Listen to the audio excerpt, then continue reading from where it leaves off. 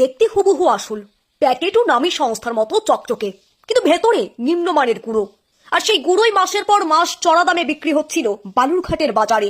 শুক্রবার বিকেলে গোপন সূত্রের খবর পেয়ে একযোগে অভিযান চালিয়ে পুলিশের জালে ধরা পড়ল ভুয়ো ডিটারজেন্ট চক্রের ভয়াবহ রূপ।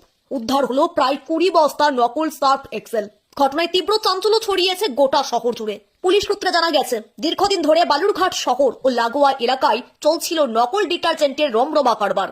আসল সার্ফ এক্সেলের প্যাকেটে ভরে বিক্রি হচ্ছিল নিম্নমানের পাউডার, যা ব্যবহার করলে কাপড় যেমন নষ্ট হচ্ছিল, তেমনই ছিল চর্মরোগের ঝুঁকি। ক্রেতারা আসল ভেবে কিনে প্রতারিত হচ্ছিলেন। আমাদের কাছে একটা খবর এসেছে যে বেশ কিছু দোকানে এখানে যে ডিটারজেন্ট পাউডার, বিশেষ করে সার্ফ এক্সেল ব্র্যান্ডিং এর যে ডিটারজেন্ট পাউডারগুলো বিক্রি হচ্ছে সেগুলো অথেন্টিক নয়। সেই বিষয়ে ইনপুটের উপর আমরা ওয়ার্কআউট করছি এবং তার জন্যই আমাদের ডিস্ট্রিক্টের যে ডিবি টিম এবং আমাদের লোকাল পিএস যৌথভাবে এটা ট্রিট করছে। যেটা লিগাল প্রসিডিউর সেটা মেনটেন করা। এদিকে এই অভিযানের পর থেকেই বাজারে ছড়িয়ে পড়েছে চাপা আতঙ্ক।